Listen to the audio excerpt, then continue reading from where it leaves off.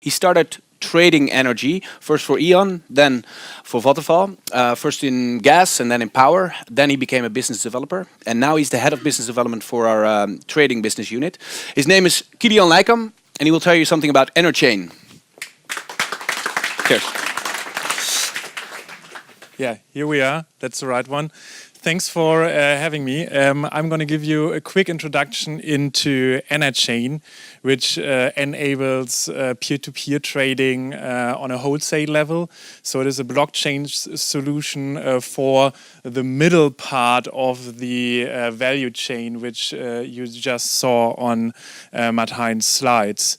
Feel free to step in with any questions that you have during my presentation. However, keep in mind, I'm a trained economist, so I might not be able to answer all of the more technical ones. So before we start with Enerchain, let's look from our perspective, what are the criteria for blockchain use cases. So first of all, we think it's good if you already have a digital good where the transaction of can be recorded on the blockchain. So for example, in German B2C, you do not have smart meter rollouts, you do not have a digital transaction recording, hence it's relatively difficult to implement blockchain. However, in the B2B market, it all looks a bit different. The processes nowadays are already largely digital, but they are not very efficient, so it's actually an ideal use case for blockchain. Also, there should be a lack of trust among participants. So if you just use it within one company, then probably it just adds a lot of complexity without creating much value. And then last but not least, if you can do financial settlement also via the blockchain of that transaction of the digital good, then you can smoothen that part and add additional value.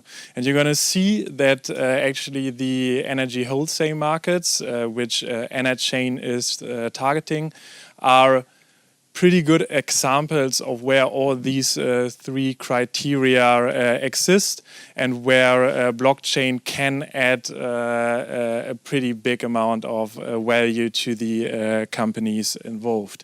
This is the value chain of the OTC power or gas markets in Europe. What is OTC? Over the counter. So it's basically when you look at that value chain from Martijn, just in the middle where it said trading, and this is now a zoom into that value chain of trading. It starts with, and it is basically about two companies wanting to exchange power or gas for a specific period. So for example, if we have a power production in Germany and we want to sell that to an industrial user, we normally do it via this value chain. And it's a pretty complex value chain, and it is a very manual value chain. So it starts with two companies agreeing that they can actually trade with each other, so that they trust each other from a credit perspective, from a know your customer perspective. And then once you have concluded that stage, then two traders actually have to agree on a price. So they have to say, okay, this is the product I want to trade, and this is the price I want to pay for that product. Then, once the traders agreed, the next step is the back office of the traders have to agree that that confirmation actually that transaction actually took place. So there's a manual process for verifying the transaction of the traders. Afterwards, sorry, there was.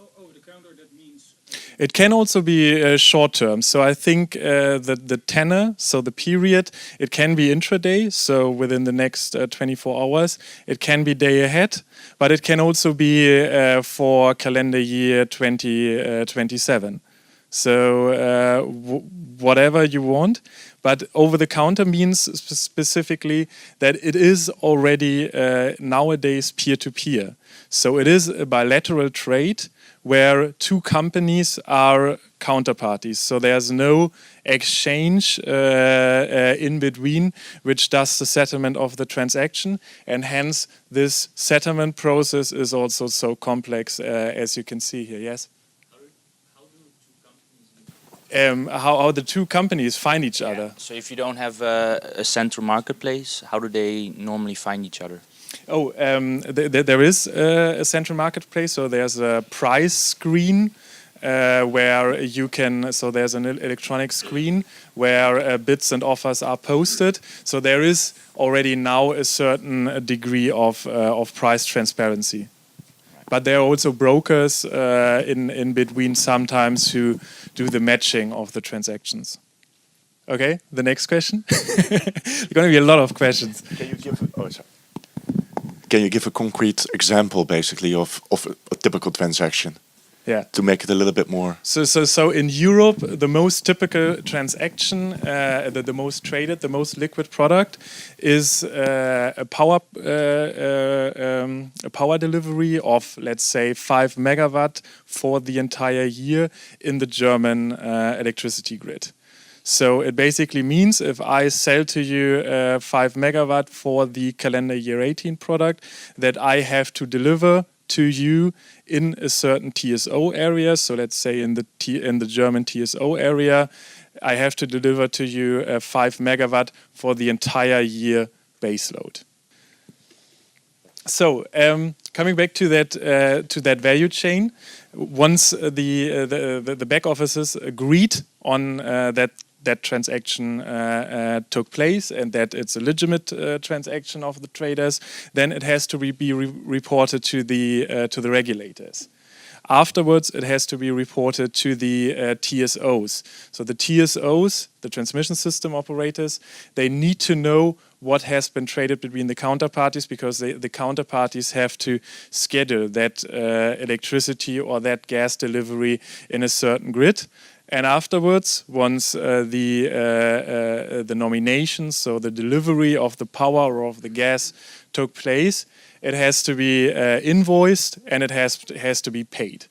And all of this is taking place in separate data sets. So what Martijn just said, that you have currently always different data sets, and you have to make sure that actually the data sets of the counterparties match with each other. This is actually a prime example of this. And therefore, Vattenfall and a lot of other counterparties see a lot of value in bringing that value chain onto the blockchain, and is also actually a relatively simple use case for the blockchain. And hence we are working on different phases of this value chain with different initiatives. So for the trade execution phase, where the two traders meet and agree on a price, there we are working with the Enerchain project. I'm going to be go into more details in a bit. And for the confirmation and invoicing side of the value chain, we are working with the Canadian company BTL on also finding a solution for that part.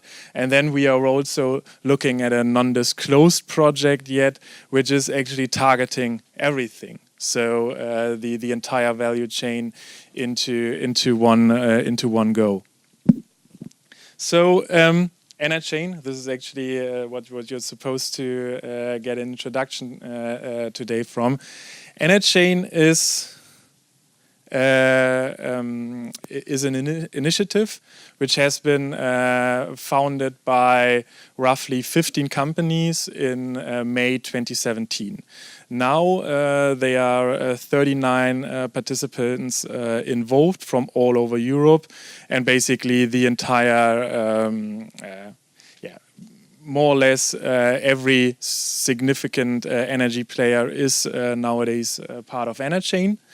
And it is technologically provided by the Hamburg-based software company Ponton.